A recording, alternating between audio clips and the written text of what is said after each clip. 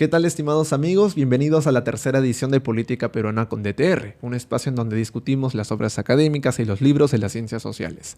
En esta oportunidad quiero dar la bienvenida a nuestro tercer invitado, Eduardo Darjant, un notable politólogo y también bachiller de Derecho en la Universidad Católica, que dicho sea de paso es docente en esta casa de estudios. ¿Cómo le va, estimado Eduardo?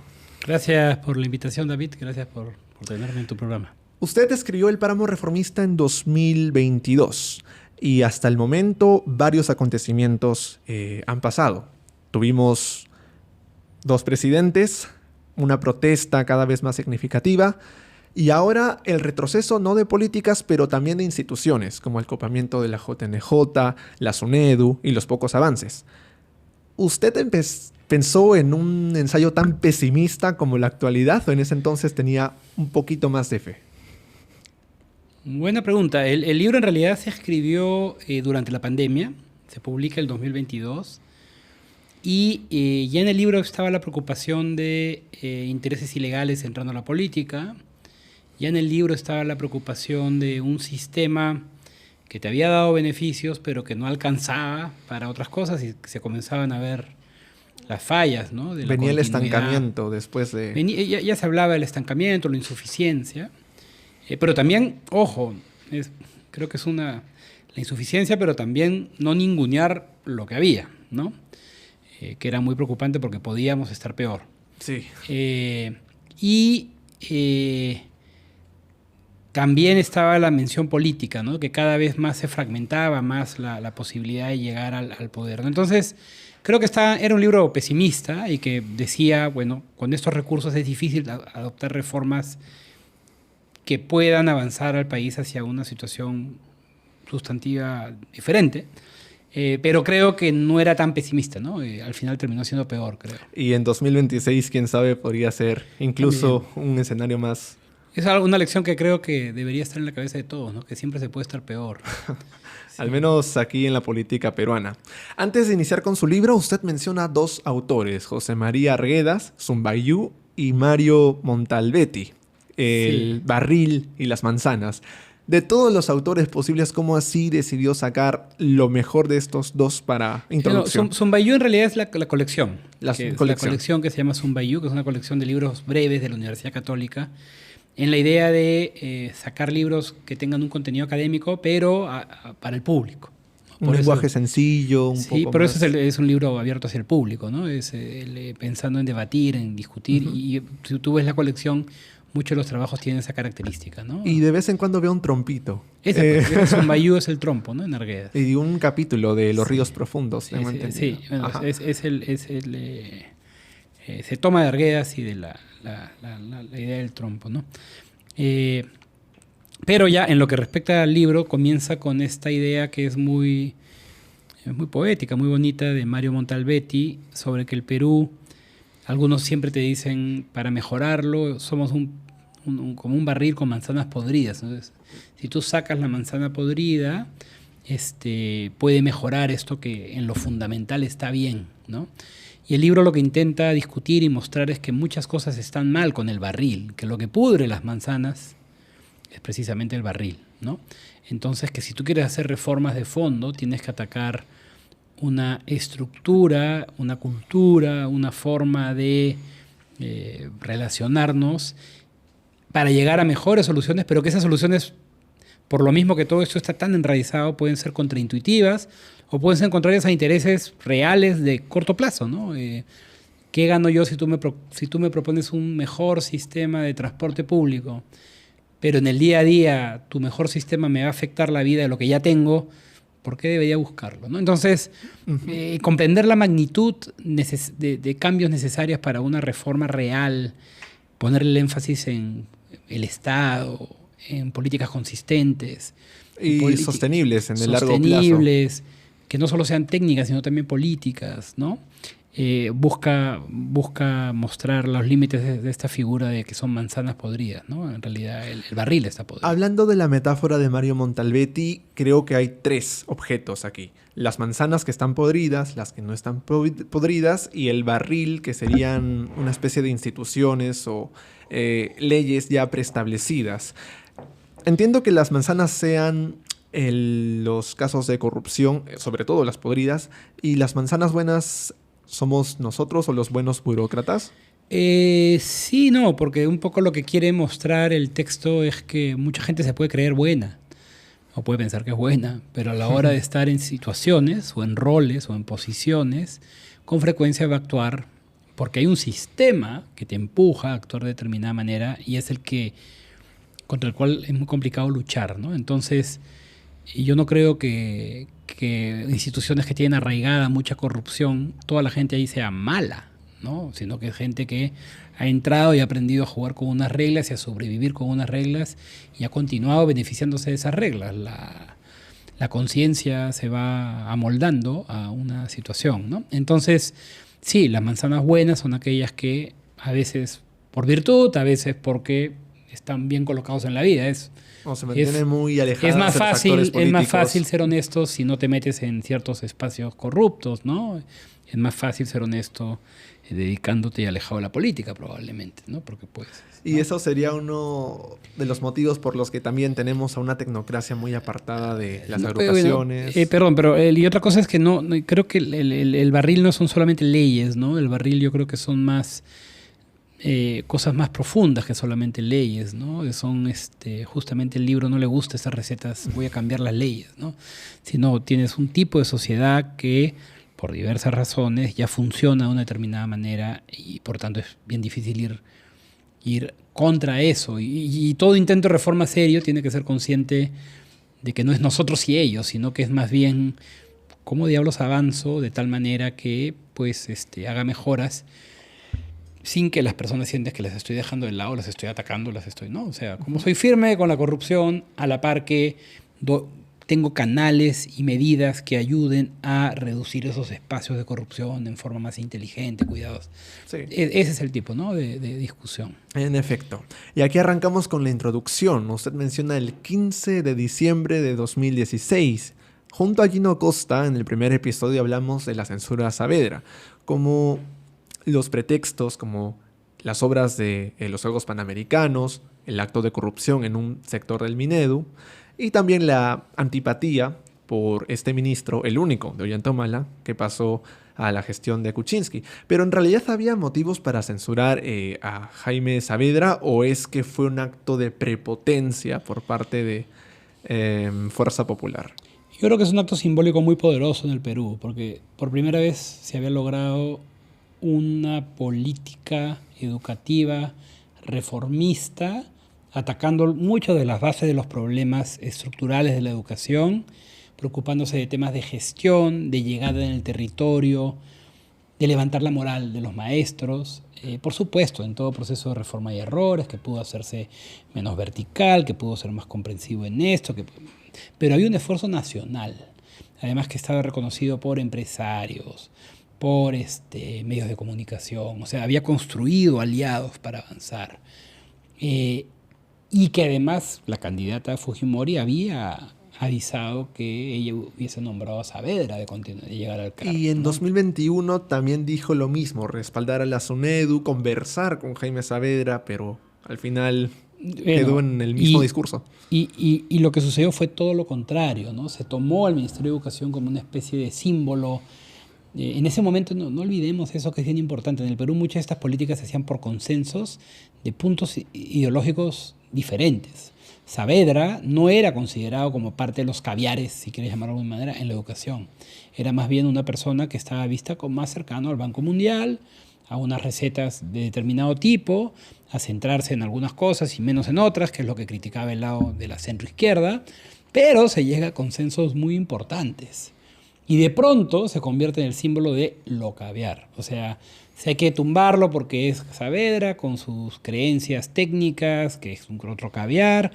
Y para ello se levanta un caso que que es otra cosa interesante, creo que discute el libro, es que un caso que para cualquier ministro de tu grupo hubiese sido un caso que se dio en un ministerio, pero que no debería llegar a la cabeza. Si ese es el estándar, tendrías que quedarte sin ministros. Y Fuerza Popular rompe en ese acto un montón de sentidos comunes de la política, que ya no quiero idealizar lo que había antes, pero rompe con la idea de una continuidad técnica que estaba convenciendo, que estaba comenzando a tener un impacto mayor, con un argumento de muy baja calidad y imponiéndose a la fuerza. Y creo que ese acto pues, es simbólicamente poderoso y por eso con eso comienzo el libro, porque muestra lo rápido que buenas reformas se pueden tirar atrás. O sea, nunca nada volvió a ser lo mismo en el Ministerio de Educación. Tengo entendido que una de las motivaciones fue el hecho que Fuerza Popular tenga relación con alas peruanas y el excongresista del 2011 al 2016, que también fue secretario general, Joaquín Ramírez. Sí, no, se especula eso, se especula que también era una forma de golpear a Kuczynski frente a lo que ellos creían que era una persecución judicial contra el grupo, como si Kuczynski con 17 congresistas o 19 pudiese orquestar algo, ¿no?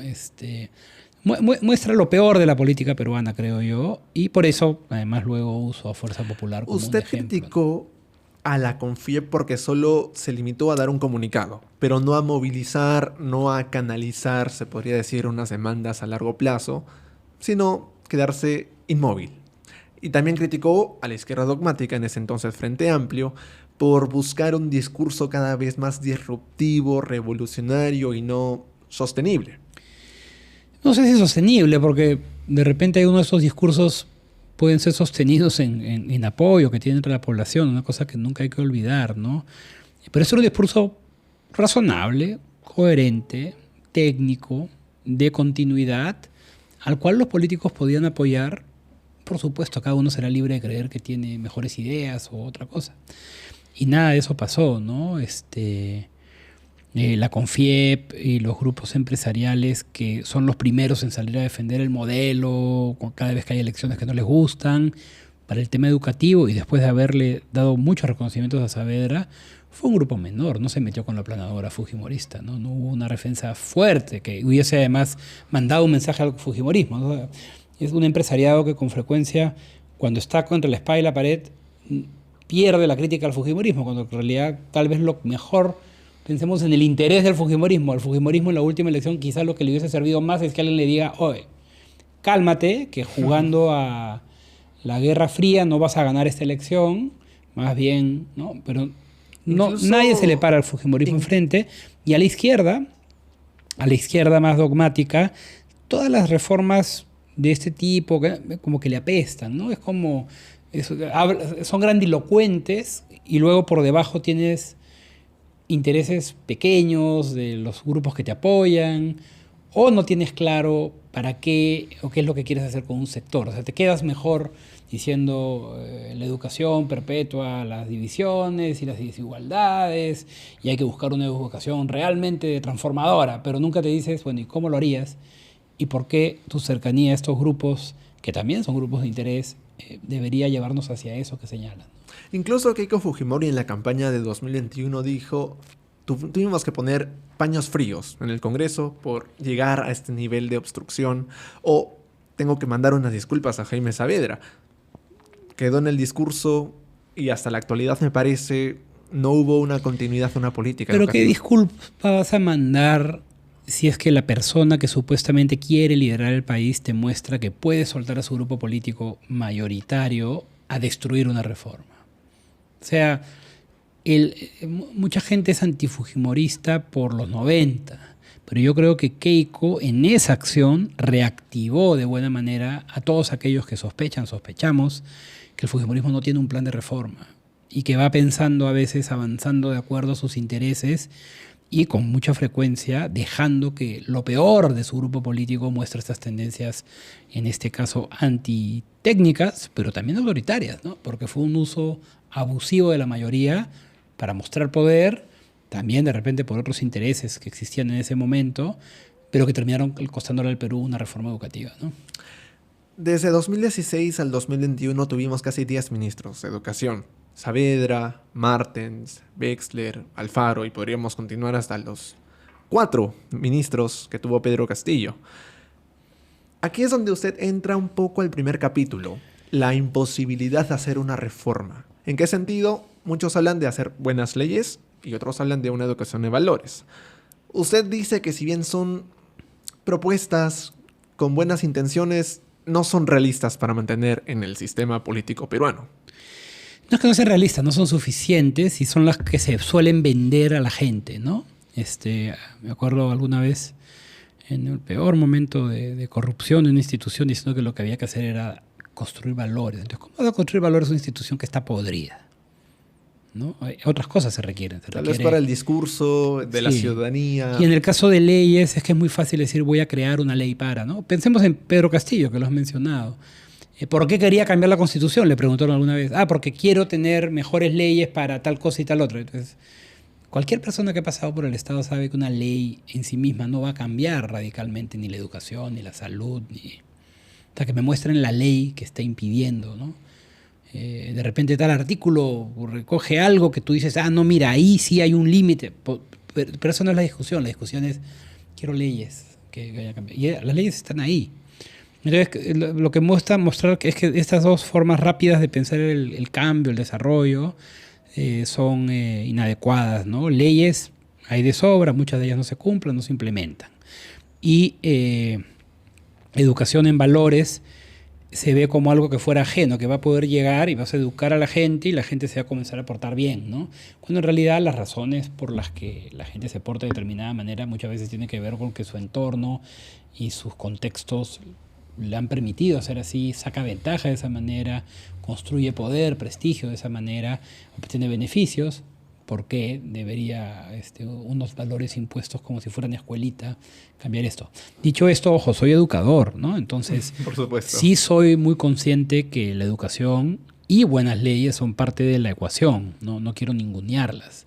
Especialmente la educación es clave para poder ver esto, que si a ti te dicen para generar más trabajo voy a repartir dinero desde el ministerio, y digas, oye, acá hay un problema. La educación es clave para detectar los espacios de corrupción, las mentiras de los políticos. O sea, sin educación vamos muertos. Pero no es que vamos a cambiar a la gente inculcándole valores, ¿no? Claro, es aquí donde usted dice que el lado positivo de las leyes es que se intenta crear un marco legal como para sostenerlas en el mediano plazo, y lo óptimo de una educación en valores es que se permite cuestionar lo que está mal, pero no basta solo con cuestionar y no basta con una ley, porque vemos la ley del señor Daniel Mora fue modificada y en la actualidad muchos dicen que ya está desactivada, la SUNEDU. Exacto, y no se enraizó, ¿no? Es un poco lo que también vemos, ¿no? No es solamente la reforma por la reforma, o sea, ¿cómo diablos haces para que esa reforma se enraíce políticamente? Que la gente entienda que cuando vota por el partido tal, está defendiendo cierta forma de hacer las cosas en la educación y en el Estado. ¿Cómo transmites y cómo logras que haya apoyos políticos para procesos que son tan urgentes como la defensa de la Constitución para los grupos empresariales? ¿Cómo transmites la idea a los grupos de izquierda que lo que ellos ven como bueno, con frecuencia pueden ser nuevos grupos de interés que se van a meter al Estado también a depredarlo, como vimos con Castillo? Es el mejor ejemplo. Y tal vez eso es un vacío del libro, ¿no? Que menciona a los grupos de interés de la izquierda como sindicatos, cuando en realidad Castillo nos mostró que era perfectamente compatible con grupos informales, ilegales también, ¿no? Una facción de la SUTEP, el CONARE. Pero claro, esos grupos están en el radar de la izquierda, pero Castillo hizo igual alianza como cualquier otro pragmático con el transporte informal, las universidades de mala calidad.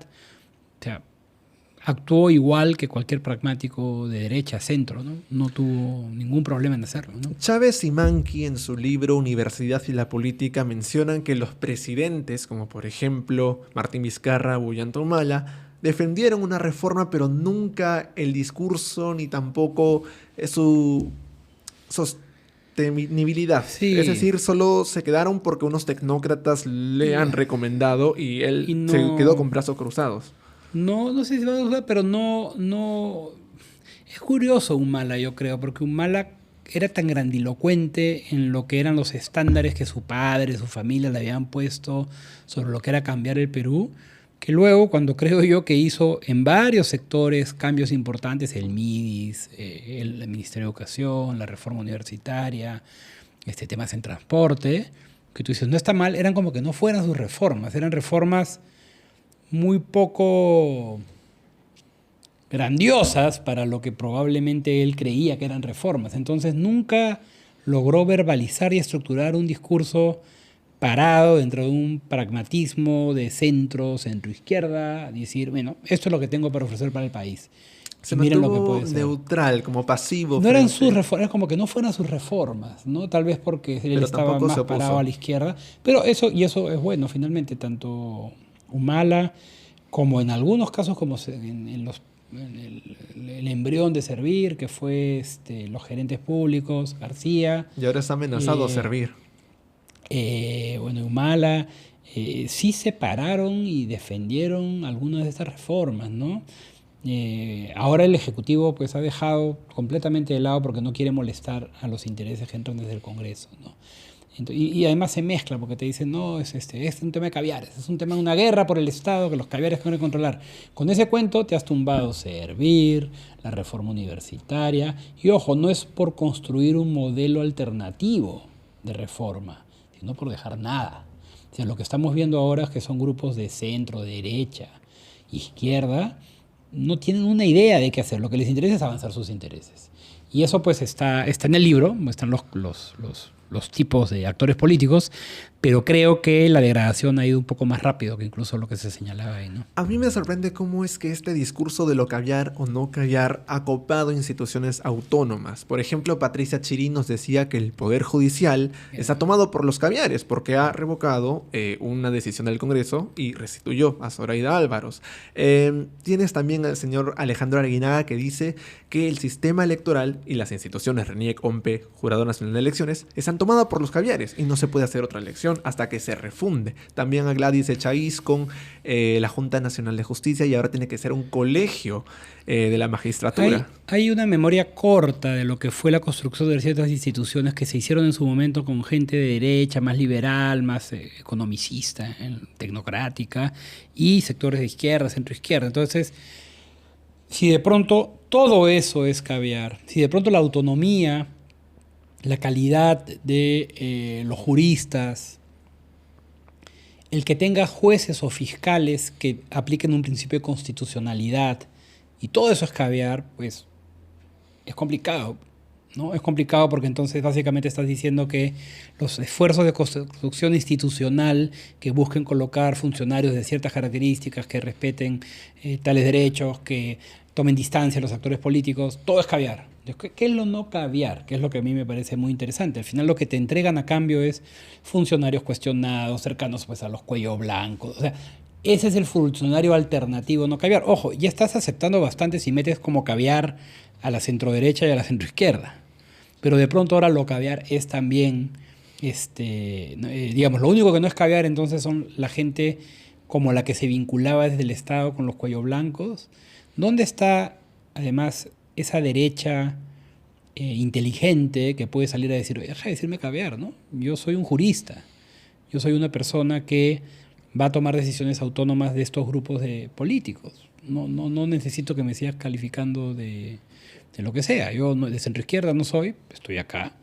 Pero creo que eso es bien peligroso, porque lo que estamos llegando, de nuevo, no es a que se está diciendo, oye, te fuiste muy a la izquierda, quiero tener ahora juristas más de derecha o técnicos más de derecha, sino, no, te estás tirando abajo el MEF, estás comenzando ahora a dar las bases que le dan aire al BCR, porque, nuevamente, lo que está haciendo el Congreso en términos económicos no es poca cosa. Estás construyendo un tribunal constitucional no de juriconsultos que puedan tener una visión más de derecha, pero te van a garantizar autonomía y van a frenar al poder sino uno que te dice que sí siempre. Entonces, esta construcción de lo no caviar no es una construcción de algo técnico, de consensos, alternativo, sino es la vieja, me parece, el viejo patrimonialismo de trae gente que te va a dar la razón, ¿no? Y esto ya se ve en el Ejecutivo, y creo que buena parte del daño fue la de Pedro Castillo cuando no tengo... En el Legislativo, perdón, ya se ve en el Legislativo, pero creo que buena parte del daño se dio cuando Pedro Castillo no puso ningún límite a la penetración de estos intereses transporte ilegal, de la contrarreforma universitaria, a sus propios ministerios, ¿no? Porque ahí algunos bastiones técnicos de espacios interesantes, huérfanos políticamente, ¿eh? No hay que idealizar, Sí. no hay que idealizar lo que había antes, terminaron de caer, ¿no?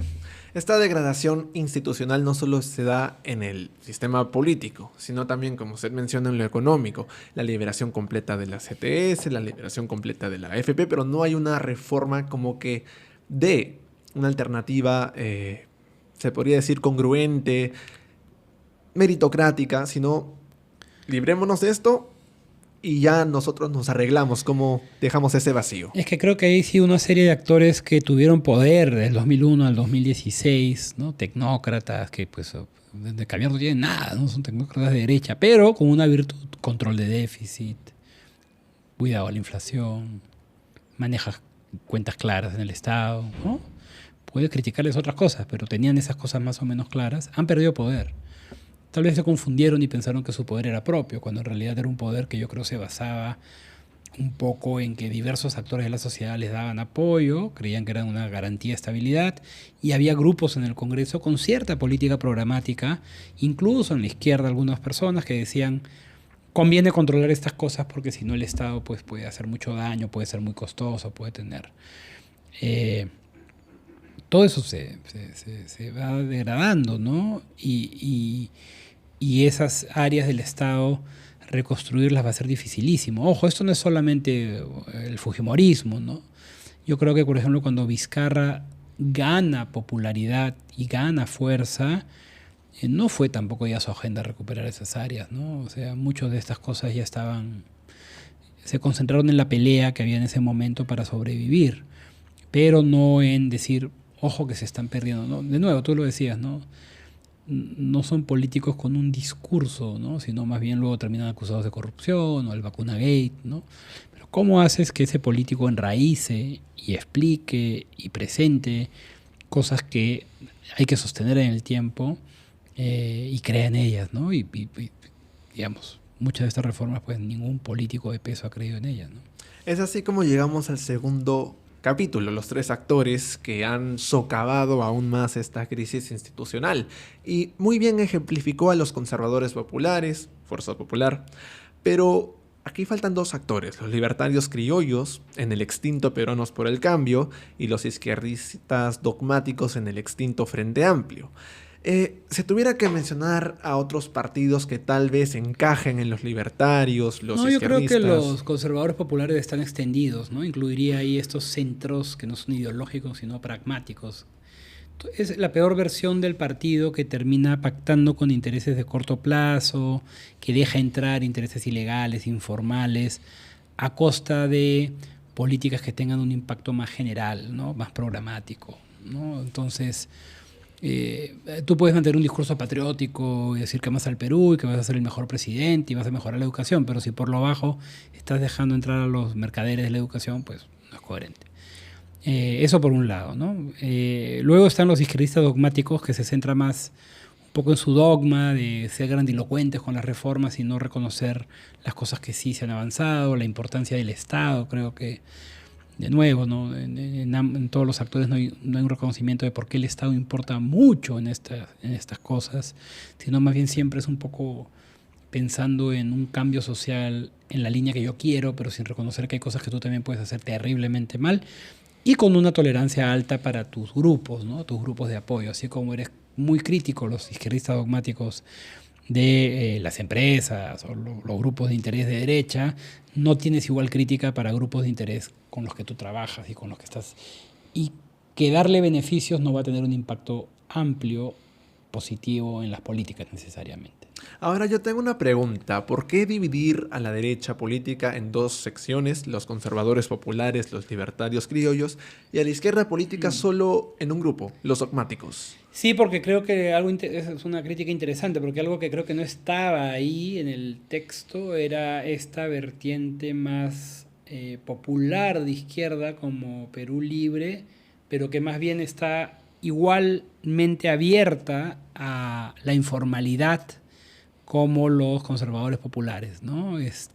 Obviamente hay grados diferentes dependiendo del actor, pero Sí. cuando Pedro Castillo criticaba en plazas a los ricos y a las empresas es un discurso que uno ya conoce, pero cuando criticaba a la Sutran, cuando criticaba a la SUNEDU, a la Defensoría del Pueblo, al Tribunal Constitucional. Y el enfoque de género, porque... Bueno, eso es común, pero en términos de desarrollo, tú dices, ¿y por qué se está peleando con eso? Y se está peleando con eso porque es una derecha bien patrimonialista, una izquierda bien patrimonialista, que es...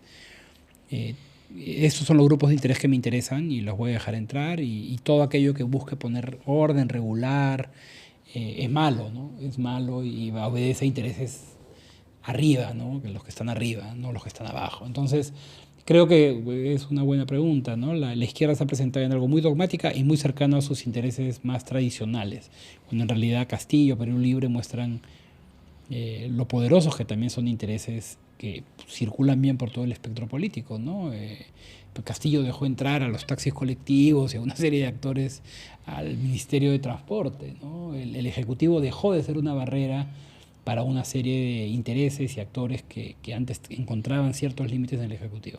Siempre diciendo que, ojo, no estoy idealizando lo que había antes, ¿no? Pero sí, era por lo supuesto. menos mantenía ciertos límites. Para que la audiencia entienda un poco mejor a estos tres actores que menciona, a lo mejor podría, con el actual Congreso, por supuesto, decirnos qué parlamentarios son conservadores populares, qué parlamentarios son libertarios criollos y qué parlamentarios, aunque un poco más sencillo, son los conservadores populares son un montón, ¿no? Porque creo que ahí incluiría también a... Renovación. No, Renovación, por supuesto, pero también actores de APP, de Podemos y otros, ¿no? Son fuerzas que buscan conservadores populares.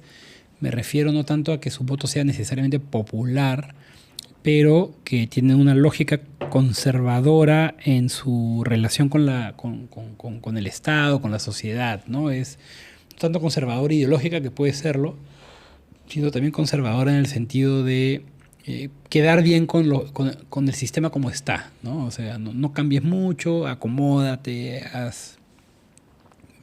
El grupo de Rafael López Aliaga puede ser también decir que quiere hacer grandes cambios y que todo lo demás, pero ves que circulan con cierta facilidad por una serie de temas, ¿no? Podría ser Milagros Aguayo, José Cueto, sí. Jorge Aunque Montoya. podríamos tener otra categoría, porque ahí sí, más que conservadores populares, pueden ser conservadores, ¿no? O sea, no abiertamente. Abiertamente, ¿no?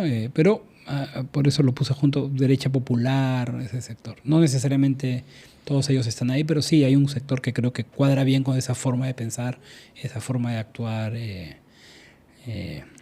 la política.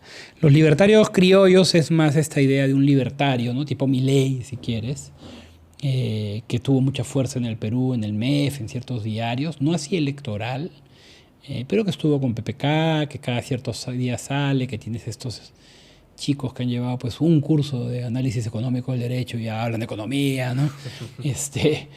O que tienen recetas supuestamente milagrosas, ¿no? Entonces se parecen mucho a los marxistas duros también, ¿no? Como que hay una receta que va a generar cambios por el hecho de enunciarla, ¿no? Cuando en realidad pues tienes 1000 preguntas entre ellas. Tal vez podría ser Adriana Tudela, Alejandro Cabello. Claro, por ahí, ¿no? Creo que son algunos de Renovación probablemente, ¿no? Pero ya es un grupo Muñante. Muñante no sé, ¿no? Porque Muñante sí tiene algunas ideas más de intervención, por lo mismo que es conservador en ciertas cosas. Pero sí, en el Perú además se mantienen medios de comunicación, es una forma de pensar constantemente y que generalmente minimiza la importancia de, ¿cómo decirlo? No es que esté mal que desconfíe el Estado, creo que eso es esencial en el Perú, desconfiar del Estado, ¿no? Siempre ser crítico, vigilante. No, tienes que... Pero al mismo tiempo, para hacer ciertas cosas necesitas más Estado y un Estado presente y con ciertas capacidades, ¿no? Y esa es la parte que a veces les cuesta, ¿no? Es como que también con frecuencia darle prioridad a ciertos temas que en verdad pues, son secundarios, ¿no? Que no están en la agenda y entrar a discutir en esos temas, ¿no? O sea, cuando fue lo de la alimentación saludable, ponerte a discutir que si era un atentado contra tu libertad que te pongan un hexágono, ese tipo de cosas. Me acuerdo que el fujimorismo en 2016 al 19 quería cambiar los octógonos Sí. por... Octógonos, pues, exacto. Sí, por una marca o un sticker que era mucho más favorable y más Sí. benevolente a De las nuevo, comidas ¿no? Y chatarras. sí, se vas acomodando algunos intereses, algunas cosas, ¿no? Y bueno, los izquierdistas dogmáticos, como te digo, podrían tener una vertiente un poquito más parecida al conservador popular, pero a la izquierda, ¿no? Se parecen en varias cosas. Pero el izquierdista dogmático sí creo que uno lo encuentra en Perú Libre, lo encuentra en el Bloque Magisterial. Margot Palacios, Sí, bueno, y Valdemar una Cerrón. forma de presentar generalmente estos temas en forma... Ahí sí tengo una duda siempre, ¿no? Porque hay dogma, creo que pues... Pero al mismo tiempo hay pragmatismo, ¿no? O sea, tus convicciones de izquierda muchas veces se disfrazan de dogma, pero en realidad siempre te apuntan a empleo público, a proteger a ciertos grupos de interés, de los que ellos aprueban. Entonces siempre digo, bueno, ¿cuánto es dogmatismo? ¿Cuánto es mi interés? ¿No? Ahora, aquí yo me interrogo lo siguiente. Sabemos que los libertarios están en una derecha liberal tecnocrática, los conservadores en una derecha popular, incluso a veces autoritaria, porque menciona cómo es que se idolatra a Odría, Fujimori, la mano dura, y los izquierdistas dogmáticos, más bien una vertiente más tradicional, más revolucionaria. ¿Y en dónde queda la izquierda progresista? Como O Juntos por dónde el Perú. están los liberales, o dónde están los caviares, te dirían, ¿no? Te faltaron los caviares, y yo creo que hay también, yo diría que liberales, izquierda progre, tienen un poco más de interés reformista que los otros grupos, pero sí hubiese sido interesante también analizar sus virtudes y defectos, ¿no? Creo que en ambos casos hay una mirada muy de élite, que en un país jerárquico con diferencias sociales suele estar asociadas a clases medias y altas, que llegan a decirle paternalistamente a veces a la gente cómo actuar, qué es lo que hay que hacer, liberales y caviares, ¿no? Y centroizquierda, ¿no?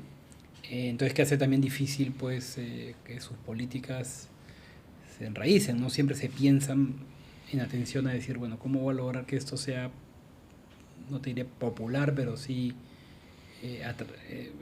asimilado y deseado por la gente, ¿no?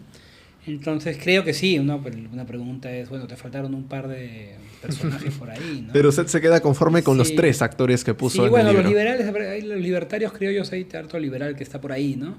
Pero también creo que hay una vertiente liberal peruana un poco más crítica de su propio pasado libertario, ¿no? Que entiende que el Estado es algo más complejo, ¿no? Pero sí creo que pues hay un par de figuras por ahí que podrían construirse, ¿no?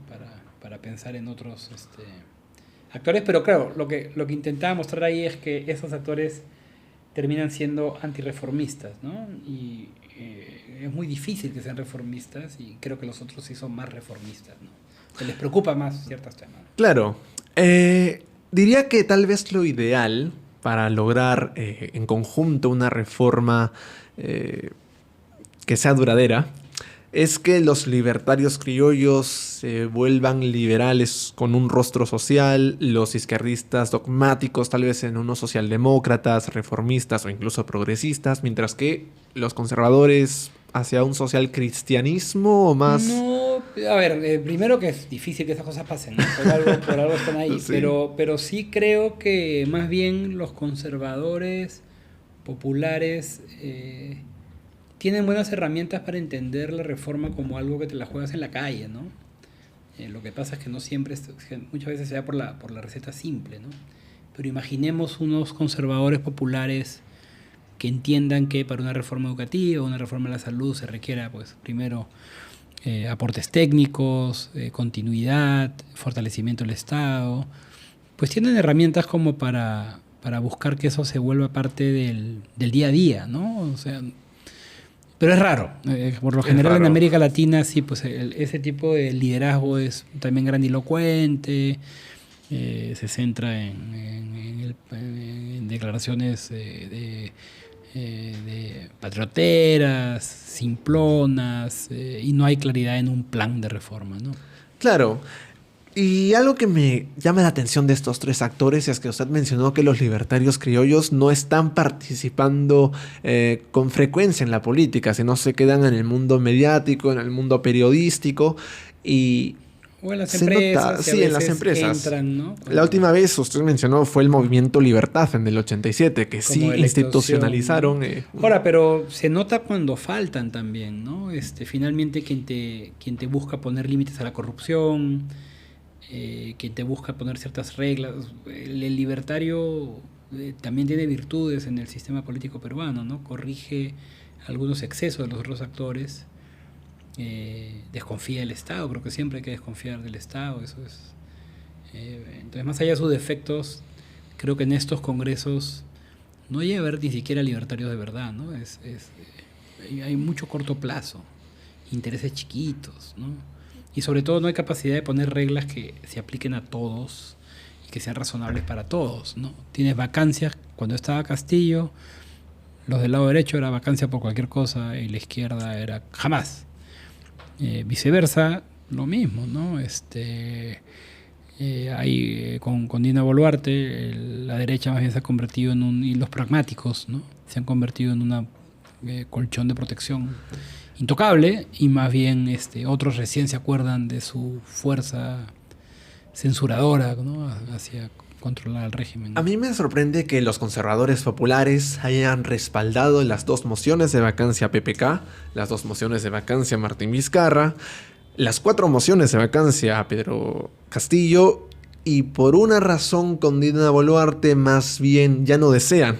No, obviamente porque de alguna manera ellos están en control, ¿no? Entonces, ¿por qué razón vas a hacer caer a la presidenta que te garantiza seguir en control un rato más, ¿no? Me sorprende que pero la ojo, propia... no es una agenda conservadora clara. Sí hay cierta agenda de atacar ciertas instituciones y quitar ciertos temas valorativos, ¿no? El enfoque de género. Pero en general lo que tú ves es más bien una guerra de posiciones, ¿no?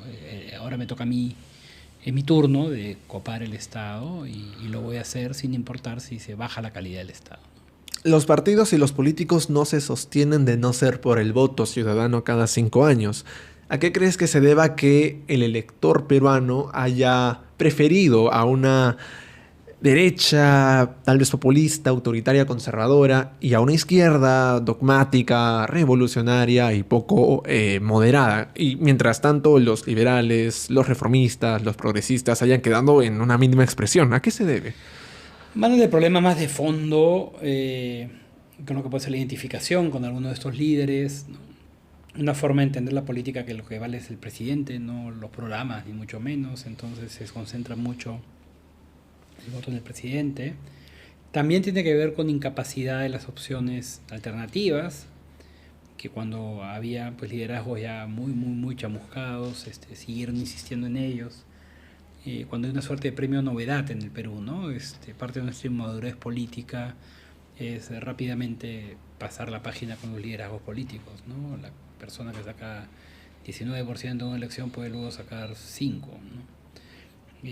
Entonces hay temas de una estructura, enraizados, complejos, difíciles de sacar.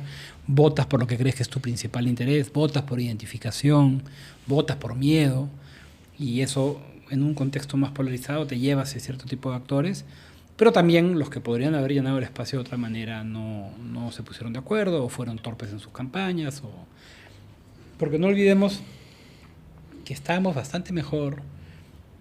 Eso por supuesto es algo que a la izquierda que quiere cambiar la Constitución del 93 no le va a sonar bien, pero estamos bastante mejor con las reglas anteriores y con el sistema anterior que lo que estamos ahora. Entonces ha habido una degradación, y no ha sido culpa de la Constitución, ha sido culpa de una serie de situaciones. No es que todos los males pues venían de la Constitución, como a veces se dice, y más bien lo que a uno le queda es que hay cosas que se han ido degradando y están mal en más profundidad de lo que se observa desde estas miradas de corto plazo, ¿no? Y en caso de los electores que optan por estos 2 extremos, ok, se entiende más que nada... No es solo extremos, ¿no? También, perdón, me había perdido un poquito en la Me descuide. Sí, no solamente los extremos, ¿no? También están un voto más pragmático de personas que han logrado enraizarse mejor, ¿no? Entonces, hay diferentes razones para el voto, pero hoy por hoy yo creo que si tú votaras hoy día tendrías sí la polarización y los actores que representan a los sectores más duros de ambos lados, pero también un amplio voto pragmático de este voto que ya está más construido en el tiempo, como el de APP, Podemos, que obedece a otras causas, a otras relaciones, de repente un poquito más de clientelismo, no lo sé. Pero también creo que la lección es que hay un espacio no representado, ¿no? Que no es menor, no es pequeño, y que de llegar a segunda vuelta se vuelve en un menos malo bien interesante, ¿no? Que es esto, son estos espacios de centro derecha, de centro izquierda, de centro, que están fragmentados, tienen los mismos problemas que el resto, pero que de nuevo, si apela a alguna de estas cosas, ¿no? Liderazgos nuevos, podría tener mejor suerte e iniciar el larguísimo camino de reconstrucción, ojalá a lo que había antes, aunque sea, ¿no? Usted enarbola o defiende a quienes son mucho más moderados en su postura, como la centroderecha o la centroizquierda, pero ¿no cree que al mismo tiempo es una contradicción agrupar a socialdemócratas, Sí. liberales, y que en el mediano plazo ellos terminen renunciando a su propio proyecto? Porque yo veo, por ejemplo, el Partido Morado, que sufrió hasta 4 escisiones desde su fundación, o incluso veo a Somos Perú, cuyos militantes, después de apoyar a Vizcarra, Salaverry, se fueron. Es decir, este centro termina...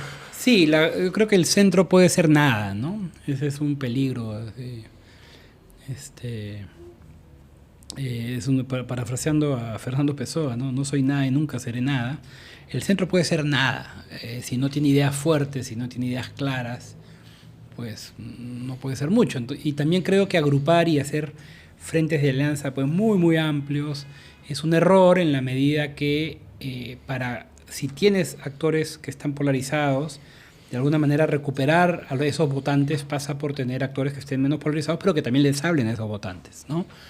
Entonces yo sí creo que tiene que haber derechas, creo que tiene que haber izquierdas y centroizquierdas, y también hay un espacio para centros, ¿no? Lo que es clave es cómo logras evitar una atomización mayor, pero no es solamente eso, sino es tener un discurso, tener algo que la gente diga, mira, se paran en esto y en estos temas, vale la pena darle un apoyo porque en estos temas se la están jugando. Y ese creo que es un problema común del centro, ¿no? En América Latina, ¿no? Yo no soy ni eso ni lo otro, pero ¿qué eres? ¿Dónde te paras? Y eso pasa por optar en algunos temas, ¿no? El centro en Iberoamérica no es tan sólido, porque yo me pongo a pensar en Ciudadanos España, que literalmente dijeron vamos a suspender esta plataforma hasta que logre reorganizarse. Me imagino el centro de Chile, en la constituyente, que no obtuvo ningún solo escaño. El centro colombiano de Fajardo, que tampoco quedó entre los 3 primeros, más bien solo tuvo 7%. Pero ojo, Fajardo de nuevo, estoy totalmente de acuerdo con el diagnóstico de que fue débil, jugó sus cartas sin claridad, pero la elección pasada cuando estaba derecha, izquierda, Fajardo casi se cuela por la mitad. El problema es que fue de emergencia, ¿no? Casi cuando la gente dijo, no estaba tan mal. ¿Cómo construyes un discurso antes? Creo que pasa por no quedarte en el centro, ¿no? Sino tener que tomar opciones en algunos temas valorativas que entusiasmen a un grupo que te haga salir del otros, ¿no? Sin eso, pues veo bien difícil que el centro pueda hacer algo, a diferencia de estos centros pragmáticos que más bien lo que hacen es pasar por debajo del radar, conseguir votos, pactar cosas, ir avanzando y que pues le pueden tener su 8%, 10%, ¿no? Estoy de acuerdo con su diagnóstico crítico de los 3 actores políticos. Sin embargo, también hay un sector de la ciudadanía que critica a estos centristas por no tener una escuela de pensamiento. Los libertarios criollos tienen la escuela austriaca, los izquierdistas dogmáticos la escuela de Frankfurt. Toman postura a favor o en contra, mientras que los centristas se abstienen, deciden no participar, como en la segunda vuelta entre Castillo y Keiko. El Partido Morado dijo, vamos a mantenernos vigilantes, pero no dio ninguna opinión. No, eso no me parece mal en sí, ¿no? Hay casos en los cuales tú puedes decir, mis votantes en su mayoría están partidos, pero por lo menos estructúralo con un discurso, por lo menos establece dónde te paras en ciertas cosas, ¿no? Eso es lo que yo le reclamo a esos centros, que no hay valores claros y por tanto no hay por qué seguirlos, ¿no?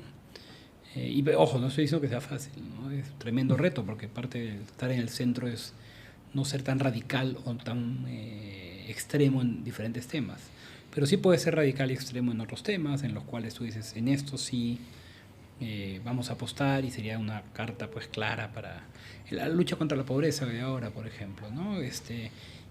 ¿Qué te pueden decir estos partidos que no tienen ni propuesta de qué hacer con la pobreza, ¿no? O sea, ¿de qué te vale un conservador gritando que los caviares son unos malditos miserables, o un izquierdista que te dice que aspiramos a mejor justicia, si nadie puede liderar un equipo que retome y ataque los problemas estructurales de la pobreza en el Perú y la forma en que el Estado llega a combatir la pobreza y cómo puede tener un impacto más duradero de bienestar? Eso te lo van a hacer técnicos que están en la centroderecha, en la derecha, en la izquierda, en la centroizquierda, que tendrán que llegar a recetas, ponerse de acuerdo y avanzar. ¿Cuál es finalmente el propósito de hablar de un centro en abstracto, ¿no? El centro tiene que más o menos mostrar qué cosa puede traer de diferente frente a los otros, ¿no? Y por ejemplo, el tema de lucha contra la pobreza es uno en el cual creo que el centro tiene muchas cosas que decir, ¿no? En forma tal que suene fuerte, no que suene como yo no voy a apoyar el mercado, pero también voy a trabajar por un mejor Estado. Eso te lo digo yo, ¿no? ¿Cómo lo transmites? ¿Cómo lo aterrizas? ¿No crees que tal vez lo ideal sería que la centroderecha refuerce o modere a la derecha, mientras que la centroizquierda refuerce o modere a la izquierda dogmática, en lugar de apartarse de estos extremos y formar algo desde cero, como el centro, como... No creo que la centroderecha o la centroizquierda estén tan cómodos con sus respectivos dogmáticos, ¿no? Primero, además, no creo que los dogmáticos los reciban. Aún así lo tildarían de caviar. Exacto, ¿no? No es tan sencillo, y creo que sí hay diferencias básicas. Es una cosa... Yo diría que en el términos de la izquierda hay un problema estructural. Su voto, de alguna manera, es más duro y le reclama posiciones más fuertes, radicales, ¿no? Absolutas en el voto que gana en el sur. Y eso hace que la centroizquierda, que sería una mejor posición electoral para el resto del país, que es subordinada a ese voto de primera vuelta, ¿no? Es muy difícil que una Verónica Mendoza, con su, no cuando fue sorpresa, pero sí con su rollo de la última elección, compita con un Pedro Castillo, ¿no? Es complicado. Por el otro lado,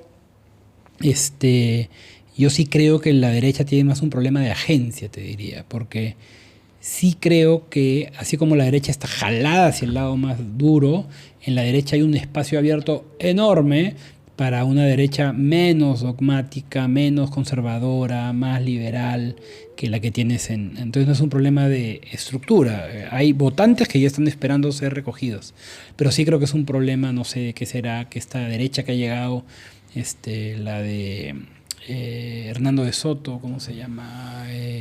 Perú, País Posible. No. Avanza País. Avanza País.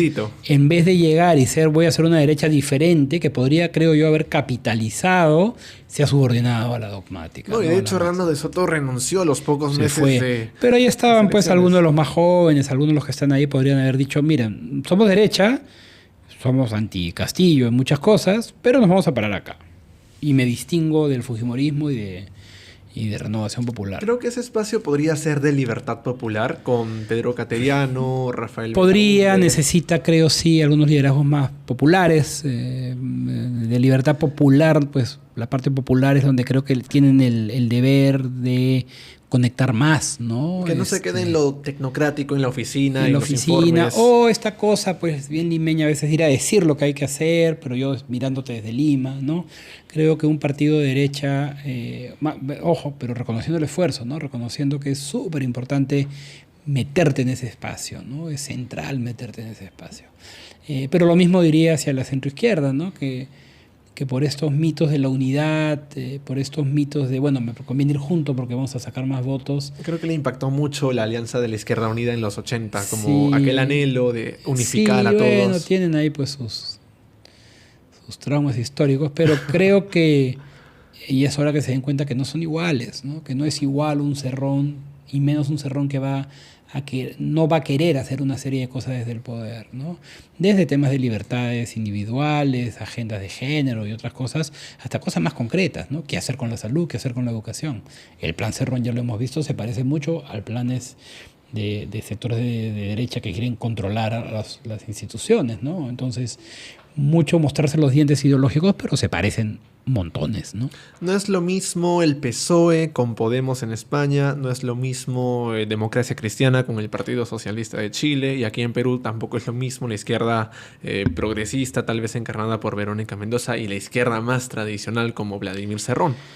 Yo creo que Verónica Mendoza y su grupo cometen errores de posicionamiento enormes y errores también como para el país, ¿no? Que es, toda la campaña dijeron que no eran Venezuela, que creían en una perspectiva técnica diferente a la dominante, que eran responsables, y de pronto se sube muy rápido al coche de Perú Libre, que no hizo ninguna de esas concesiones, con un acta, que era un acta que uno pues siente que se pudo haber firmado sin ningún problema, y menos sin una posición crítica, ¿no? O sea, obviamente pues ese grupo no iba a votar por Keiko Fujimori, iba a terminar votando por Pedro Castillo, me queda claro. Pero pudieron jugar mucho más su rol de te estás equivocando. Y más bien lo que uno ve fue un encandilamiento con el pueblo ha votado, finalmente ese voto sí es del pueblo. Y un silencio y ustedes ensordecedor. estaban fuera, ¿no? Un silencio ensordecedor porque ante los escándalos de corrupción, incluso nepotismo con los sobrinos de Castillo, no hubo pronunciamientos, comunicados. Lento, hasta que además los echaron del gobierno, no nos olvidemos, ¿no? No es que se fueron, los echaron del gobierno. Y en el caso también de la derecha más democrática, entraron también en este trompo macartista, ¿no? De creer que... Tumbar al gobierno como de lugar. Tumbar al gobierno. No, yo diría que ahí sí hay ciertas diferencias. Pero sí en la campaña. En la campaña. Sí, en el momento ya del gobierno yo sí encuentro que dentro de la derecha más tradicional hubo diferencias. Igual en la izquierda también, ¿no? Hubo gente en la izquierda que fue crítica de Castillo, se separa más, ¿no? Pero tú me hablabas más bien de Nuevo Perú en su momento, ¿no? Que sí. Es aquí donde entramos al capítulo final de su libro, Coaliciones y posibles alternativas de solución. Usted dijo que tiene que haber un gran frente de ciudadanos y también políticos que estén disconformes con estos tres actores. Sin embargo, aquí hay un texto de Fernando Tuesta que dice que las alianzas electorales debilitan la institucionalidad y que es mejor construir partidos sólidos. Yo creo que no, en este momento es muy difícil construir partidos sólidos. La competencia por llenar los requisitos es muy complicada, es un páramo electoral donde... Y ahora ya no son afiliados, ahora son perdón, ahora son afiliados. Bueno, ahora eso hay firmas. Ahora peor. es 500,000 de firmas. Sí, 700,000 creo. Y ahora se pone mucho más alto, pero los afiliados tampoco era fácil, dicho sea de paso, ¿no? Porque tenías que convencer a alguien que se afilie a tu partido. Pero de verdad creo que si seguimos viendo las reglas solamente, pues no va a ir al centro del problema. Tú puedes crear un partido comprando afiliaciones y tener el partido, y va a ser un partido más dentro de muchos de estos, ¿no? Entonces lo que decía yo es que lo importante es que haya ciertos espacios, ciertos grupos con capacidad de crear consensos, de hacer, no va a ser un partido perfecto, pero sí ciertas alianzas con cierta vocación de continuidad, no exageremos, que va a ser clave para ganar algunos puestos en el Congreso y para poder gobernar desde el Ejecutivo. Si se sigue apostando al caballo ganador o a personas, lo que puedes tener es esto que estamos viendo, ¿no? Partidos o sin arrastre, que muchos van a morir, muchos van a desaparecer, o caudillos que levantan sus movimientos, pero sin ningún interés en atacar alguna de estas reformas, ¿no? O sea, lo que creo que es clave y que tiene que, ojalá, ir quedando claro para quien le interese estas cosas, es que no es que estamos cambiando modelos de desarrollo, no es que estamos cambiando políticas, ¿no? Estamos desbaratando cosas que funcionaban más o menos bien, mal, pero que estaban ahí, ¿no? Tímidamente cosas, ¿no? Por nada, ¿no? Por nada. Lo que estamos terminando es dejar los intereses más directos, más calatos, entrar en la política. Eso lo entendieron además esos intereses al meterse al Congreso, y más bien muchos otros sectores sociedad civil, empresarios, los progresistas, los académicos, no entendemos que había que ir a pelear esa representación, ¿no? Yo sí creo, para terminar con una nota menos pesimista, que sí hay un espacio de representación que le importan estas cosas que hoy día no existe. No es mayoritario, no es gigante, pero no es menor. Usted dijo que Perú aprendió a votar por el mal menor desde el 2001 y 2021, la última elección general, no fue la excepción. ¿Qué distinto puede haber en 2026 que cambie el panorama de votar por el mal menor a votar por una propuesta reformista? Estamos yendo hacia probablemente una elección que puede replicar mucho de lo que pasó las últimas veces, ¿no? Dependiendo de dónde caiga quienes pasen a segunda vuelta y el talento que tengan, ¿no? Porque dependerá de eso quién gane la elección. Tiene que ser, creo que hay bloques de votantes más o menos constituidos. ¿Qué depende para que sea diferente? Primero, que una propuesta reformista tenga un liderazgo que muestre capacidad y que atraiga al público, que encuentre aquellos temas que sí son populares. Un liderazgo reformista no va a ganar la elección hablando solo de SUNEDU, ni de entrar a la OSD, ¿no?